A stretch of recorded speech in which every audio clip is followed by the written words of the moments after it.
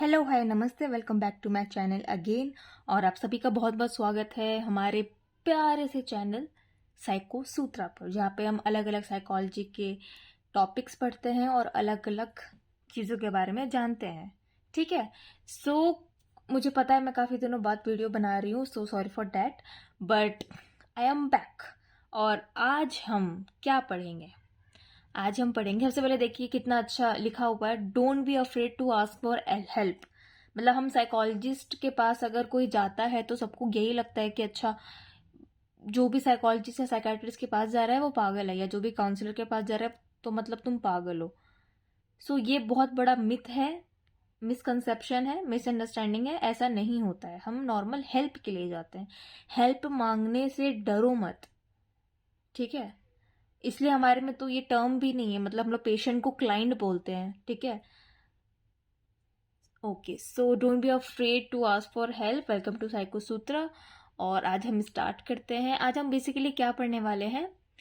आज हम पढ़ने वाले हैं, उससे पहले कुछ क्वेश्चंस है, कुछ सिचुएशंस है, डिस्कस कर लेते हैं। पहला है, जैसे ऐसा होता है कभी कभी कि loss of your loved ones, अगर आपके आपने किसी अपने लव वंस को खो दिया, या किसी की डेथ हो गई है घर में, उसके बाद क्या सिचुएशन होती है? टर्मिनल इलनेस, आपको कोई डेडली डिजीज हो गई, आपको हो गई कोई बीमारी जो कि जानलेवा है, या आपके लव वंस को हो गया, आपके दोस्तों को हो गई, या आपको एकदम हेल्थ क्राइसिस हो गया, तब आप कैसे रिएक्ट करते हो? क्या सिचुएशन होती है आपकी और आपकी फैमिली की, आपके सराउंडिंग्स की? एंड ऑफ अ रिलेशनशिप, किसी का ब्रेकअप हो गया, किसी का डिवोर्स हो गया, क्या सिचुएशन होती है उस टाइम पे? एक इंसान की कैसी परिस्थिति होती है, कैसी मनस्थिति होती है, माइंडसेट? फ्रस्ट्रेशन होता है, गुस्सा होता है, सैडनेस होता है, डिप्रेशन होता है ना। इन सब से डील करने के लिए काफी अच्छा मॉडल दिया गया है, जिसका नाम है क्यूबलर्स रॉस ग्रीफ साइकिल मॉडल, ठीक है। तो आज हम इसी मॉडल के बारे में थोड़ा सा डिटेल में पढ़ेंगे। इससे क्या होगा, हमको टर्म्स के बारे में पता चलेगा, हमको पूरा मॉडल साइकिल ही समझ में आएगा, ग्रिप साइकिल समझ में आएगा कि कैसे कैसे हम आगे प्रोसीड करते हैं। ऐसा हो सकता है कि जो मैं स्टेजेस बताऊं वो स्टेजेस आगे पीछे हो जाए, बट होता यही सब है, ठीक है। आपको मैं एक पैटर्न के रूप में दिखाऊंगी कैसे कैसे हम प्रोसीड करते हैं, ताकि आपको अपने लिए, अपनी सिचुएशन, अपने लिए एक अवेयरनेस आए अपनी सिचुएशन में, आप कैसे रिएक्ट करते हो, आपको क्या होता है, क्लैरिटी मिले, ठीक है। और एक मॉडल काफी हद तक मुझे ठीक लगता है, ठीक है, क्यूबलर्स रॉस ग्रीफ साइकिल मॉडल। तो देखो, सबसे पहले जब हमारे साथ कुछ भी मिस हैपनिंग होती है, चाहे वो लॉस, किसी भी चीज का लॉस होता है, चाहे वो फिजिकल लॉस हो, इमोशनल लॉस हो, सिचुएशनल लॉस हो। फिजिकल मतलब हेल्थ क्राइसिस हो गया, इमोशनल मतलब ब्रेकअप, ठीक है।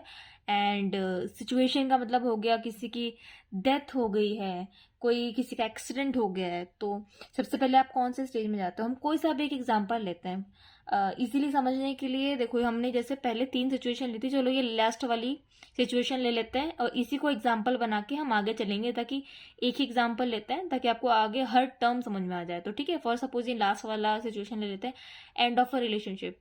सपोज किसी का ब्रेकअप हो गया है, ठीक है। ब्रेकअप जब होता है, सबसे पहली स्टेज क्या आती है? डिनाइल। मतलब वो लड़का या लड़की, वो इंसान डिनाइल में चले जाता है कि नहीं, ऐसा तो हो ही नहीं सकता, ऐसा तो हो ही नहीं सकता, है ना। ऐसा नहीं हो सकता यार, मतलब झगड़ा हो गया होगा, कहीं चले गए होंगे, वापस आ जाएंगे, डिनाइल मोड में रहता है। अगर देखना किसी की डेथ भी होती है ना, तो हम लोग को ऐसे ही लगता है कि यार ये तो हो ही नहीं सकता, वो अभी तो यही है। या कोई डेथ बेड पे होता है तो हम लोग यही बोलते हैं ना, काफी जनों को हमने देखा है, वो पागल हो जाता है कि नहीं नहीं, अभी तो ये उठेगी, अभी तो ये इंसान उठेगा, अभी बोलेगा। वो मानने के उस स्टेट में ही नहीं रहता है कि ये जा चुका है इंसान, चाहे वो फिजिकली हो, इमोशनली हो, ठीक है। सिचुएशन कोई सा भी लॉस हो सकता है। तो जैसे हम एग्जाम्पल ले रहे थे ब्रेकअप का, जब ब्रेकअप होता है तो हम हमेशा फर्स्ट स्टेज पे रहते हैं, डिनाइल के स्टेज पे रहते हैं कि नहीं यार, ब्रेकअप हो ही नहीं सकता, ऐसा हो ही नहीं सकता, ऐसे कैसे हो गया, ठीक है। सेकेंड स्टेज आता है जब हम लोग थोड़ा थोड़ा जानने लगते हैं कि ये जो मिस हैपनिंग जो है वो सच में हुई है, तब हम जाते हैं एंगर मोड पे। तब हम गुस्सा होते हैं कि या तो खुद के ऊपर या अपने पार्टनर। हम लोग ब्रेकअप का एग्जाम्पल लेके चल रहे हैं, तो आप अपने अकॉर्डिंग सिचुएशन लेके चलिए, मैं आपको इस तरीके से समझा रही हूँ, ठीक है। पहला हो गया डिनाइल स्टेज, दूसरा हो गया एंगर। अब हमें गुस्सा आता है, या तो हमें खुद के ऊपर गुस्सा आता है, या हम अपने पार्टनर जो आगे है, जो दूसरा व्यक्ति है, दूसरा इंसान है, पर्सन, उसके ऊपर गुस्सा आता है। हम ये सोचते हैं वाई मी, मेरे साथ ही क्यों हुआ, ऐसे मेरे साथ क्यों होता है, उसने मेरे साथ ऐसा क्यों किया, ऐसे थोड़ी कोई कर सकता है, या मैं ऐसे कैसे कर सकती हूँ, मैं ऐसा कैसा कर सकता हूँ, उसने मेरे साथ ऐसे कैसे कर दिया, ऐसा नहीं हो सकता। आप एकदम एंगर, फ्रस्ट्रेशन वाले मोड पे आ जाते हैं, ठीक है। पहला हुआ डिनाइल, दूसरा हुआ एंगर। जब एंगर आता है, एंगर के बाद हम बार्गेनिंग वाले स्टेज पे जाते हैं, जो कि इफ स्टेज भी बोलते हैं। बार्गेनिंग मतलब, चलो ब्रेकअप हो गया, पहले माने नहीं, जब माने तो गुस्सा गुस्सा आने लग गया। थर्ड स्टेज होती है बार्गेनिंग। हम अपने पार्टनर को कॉल करके बोलते हैं कि यार कुछ कुछ तो फिगर आउट करते हैं, दोबारा पैचअप करने की कोशिश करते हैं। होता है ना काफी, ये ब्रेकअप पैचअप ये सब काफी चलता रहता है। पैचअप करने की कोशिश करते हैं, सब कुछ ठीक करने की कोशिश करते हैं। इसका मतलब हम बार्गेन कर रहे हैं ताकि वो रिलेशन मेंटेन हो जाए, या वो सिचुएशन मेंटेन हो जाए, ठीक है।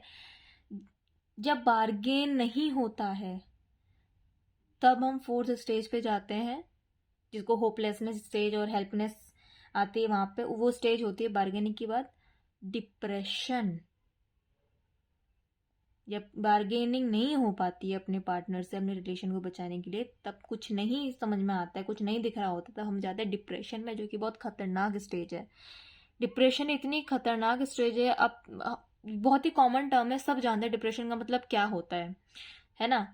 तो हम सैड, ग्रीफ स्टेज में चले जाते हैं, डिप्रेस्ड हो जाते हैं, डिप्रेशन में चले जाते हैं। जब हमें रियलिटी चेक मिलता है ना, तब हम जाते हैं एक्सेप्टेंस पे, which is very good. Acceptance is the key, ठीक है। एक्सेप्टेंस तो बहुत जरूरी है। हमें खुद को भी एक्सेप्ट करना चाहिए, अपने रियलिटी को भी करना चाहिए, आसपास देखना चाहिए जो रियलिटी है। रियलिटी चेक, रियलिटी टेस्टिंग हमेशा करनी चाहिए। जब हम एक्सेप्टेंस पे जाते हैं, तब हमें लगता है कि अच्छा ये चीज हो चुकी है, एक्सेप्ट करो अपनी लाइफ को, ऐसा हो चुका है और आगे बढ़ो, ठीक है। तो ये तो मैंने काफी छोटे में ब्रीफ में बताया, काफी छोटे में बताया। अभी आगे चल के देखेंगे कि एक बार मैंने बस आपको ये मॉडल समझा दिया कि ऐसा ऐसा मॉडल है, आगे भी हम इन्हीं के बारे में बात करेंगे। देखो स्टेजेस ऑफ ग्रीफ, ये उसका ग्राफ है। एनर्जी, सेटिस्फेक्शन प्लस, और डिससेटिस्फेक्शन, मतलब ये डिससेटिस्फेक्शन माइनस वाला इस तरफ जा रहा है। अगर आप ये कर्व देखें, किस किस चीजों से ये आगे जा रहा है। शॉक इवेंट हुआ, शॉक लगा, फिर refusal to understand, incomprehension, negatives, outright rejection, फिर रेजिस्टेंस शो हुआ, आर्ग्यूमेंट होता है। ये वो एंगर वाले स्टेट हो गया, ठीक है। एंगर आता है, फिर जो मैंने बताया डिप्रेशन वाले में catharsis, sadness, lethargy, despair, depression, ठीक है। तो डिप्रेशन वाला स्टेज आता है, ठीक है। यहाँ पे नेगेटिव एनर्जी नेगेटिव हो जाती है, कम हो जाती है, फिर धीरे धीरे आगे बढ़ रहा है। देखो एक्सेप्टेंस वाली चीजों में जा रहा है। रेगनेशन, लैक ऑफ ड्राइव, इमलेसनेस, होपलेसनेस वाली जो स्टेज बताई मैंने, डिस्ट्रस्टफुल, डाउटफुल, नॉस्टैल्जिक, है ना। फिर देखो ऊपर जाता है जहाँ पे सेटिस्फेक्शन आपको मिलने लगता है और एनर्जी आपकी ठीक होने लगती है, बढ़ने लगती है। रीइंटीग्रेशन होने लगता है, एक्सेप्टेंस ऑफ द चेंज आ जाता है, ठीक है। रियलाइजेशन हो जाता है, मतलब रियलिटी चेक मिल जाता है, ठीक है। एक्टिव रहने लग जाते हैं, लाइवली होने लग जाते हैं, और इंगेजमेंट बढ़ने लगता है आपको पीपल से, ठीक है। आई होप आपको दिख रहा हो, मैं थोड़ा सा इसको एडजस्ट करने की कोशिश करती हूँ। आई होप कि अब आपको दिख रहा हो, हाँ। reintegration, acceptance of change, realization of some benefit, active, lively and engagement. ये वही वाला फेज होगा। देखो शॉक वाले से कि ब्रेकअप हुआ आपको, फिर डिनाइल पे गए, एंगर, डिप्रेशन, फिर एक्सेप्टेंस पे जाके यहाँ पे आप मूव ऑन करेंगे, सीधी सी बात है, ठीक है। तो ये फेजेस ऑफ ग्रीविंग है, ग्रीफ वाला। ये क्यूबर रॉस ने दिया था, उनका आइडिया है। ये देखो ये भी एक ग्राफ की तरह से समझाया गया कि शॉक कैसे नीचे गया, फिर डिनाइल में नीचे गया, कैथारसिस, एंगर आया, बीच में बार्गेनिंग आई, फिर डिप्रेशन वाला फेज चला, कैथारसिस वाला, क्राइसिस वाला, फिर यहाँ से ऊपर जब एक्सेप्टेंस पे गए, तब वो टाइम के अकॉर्डिंग, टाइम के कहते हैं ना time is the best healer, time के साथ एक्सेप्टेंस आया, धीरे धीरे आप मूव ऑन हो गए, जिंदगी में आगे बढ़ गए, ठीक है। तो मोस्ट ऑफ द पीपल 99% यही ग्राफ चलता है, यही पैटर्न फॉलो होता है। अब अगर मैं और आपको ये साइकिल थोड़ा ढंग से पढ़ाऊं, देखो इसमें वही इमोशंस को और ब्रीफ करके लिखा गया है। देखो यहाँ से स्टार्ट करता है डिनाइल। डिनाइल में क्या लिखा है, avoidance, confusion, elation, shock, fear. फिर एंगर की स्टेज आता है जिसमें आप फ्रस्ट्रेट हो जाते हो, इरिटेशन होती है आपको, एंजाइटी होती है। फिर बार्गेनिंग, स्ट्रगल करते हो आप, struggling to find meaning, reaching out to the others, telling one stories. फिर डिप्रेशन वाला फेज आता है, बुरा, ठीक है। ओवरवेल्म हो जाते हो, हेल्पलेसनेस फील होती है आपको, आप होपलेस हो जाते हो, हेल्पलेस फील होता है आपको, हॉस्टिलिटी, फ्लाइट वाला, ठीक है। एक्सेप्टेंस, ऊपर देखो, एक्सप्लोरिंग ऑप्शंस, आप देखने लगते हो कि अब मेरे लिए क्या बेटर ऑप्शंस है, आपके लिए क्या बेटर ऑप्शंस हैं। New plan in place, moving on, ठीक है। ये भी वही वाला कर्व है, काफ़ी सारे आप, बहुत सारे आपको नेट पे ही मिल जाएंगे। यहाँ पर भी मैंने 3-4 तो आपको ग्राफ दिखाई दिए, आपको इससे आसानी से पता चल जाएगा कि कैसे कैसे ग्राफ ऊपर नीचे आता है। देखो, shock, denial, frustration, depression, experiment, decision, integration, मतलब एक्सेप्टेंस वाली, मूव ऑन वाली फेज। देखो, the 5 stages of grief model और Kubler Ross model, grief model stage that those experiencing grief go through a series of 5 emotions, ठीक है। Denial, anger, bargaining, depression and acceptance. जिसकी जिंदगी में कुछ सही नहीं चल रहा होता है, कुछ मिस हैपनिंग होती है या कुछ ट्रॉमेटिक इवेंट होता है, वो बेसिकली एक सीरीज ऑफ 5 इमोशंस, ठीक है। वो 5 इमोशन, 5 भावों से गुजरता है उस बीच। डिनाइल, ना मानना चीजों को कि ऐसा हुआ ही नहीं है। एंगर, गुस्सा होना, फ्रस्ट्रेशन आना। बार्गेनिंग, मतलब बार्गेन करना, स्ट्रगल करना कि ठीक है अभी ठीक हो सकता है, कुछ भी करके ठीक कर लेते हैं, ठीक है। डिप्रेशन, डिप्रेस्ड हो जाना, हेल्पलेस, होपलेस हो जाना। एक्सेप्टेंस मतलब मूव ऑन करना, ठीक है। डिनाइल अब थोड़ा डिटेल में पढ़ लेते हैं। Denial, the first reaction is denial. In this stage individuals believe the diagnosis of somehow mistaken and cling to a false preferable reality. Some may also isolate themselves, avoiding others who may have accepted what is happening. This stage is usually a temporary defense so long as the person has adequate time to move amongst the stages as they contemplate death. In her book, Kubler-Ross states that technological advancements have caused people to become fearful of violent, painful deaths. Therefore, in order to protect the psychological mind, they deny the reality of their own inevitable death. ठीक है, तो समझ में आ गया। Denial क्यों करते हैं इंसान, ताकि वो जो क्या कॉज करते हैं, जो फियरफुल और वायलेंट है, जो डेथ का पेन है, किसी के जाने का दुख है, कोई भी ट्रॉमेटिक इवेंट या कोई भी जिंदगी में कुछ दुर्घटना हुई है, उससे वो बच सके, वो फेस नहीं करना चाहते वो उस टाइम पे, या उनको शॉक लग चुका है, तो ये अपने साइकोलॉजिकल माइंड को प्रोटेक्ट करने के लिए ये रियलिटी को डिनाई करने वाला खेल खेलते हैं, ठीक है। मतलब डिनाइल फेस पे जाते हैं। सेकेंड स्टेज होता है एंगर।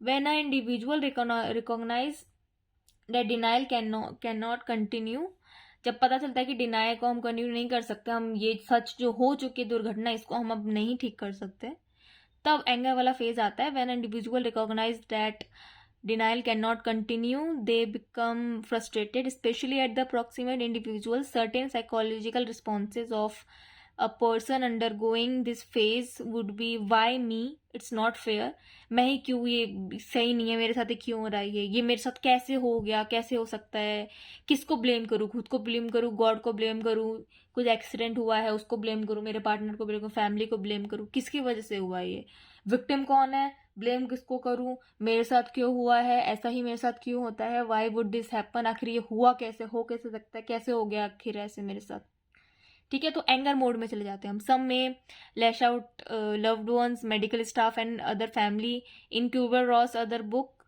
बहुत सारी इन्होंने बुक्स लिखी है। Question and answers on the death and dying, she emphasise उन्होंने किस पे फोकस किया है, she focuses on the need for people to do their best to let those who are in the stage feel their feelings and try not to take the anger personally.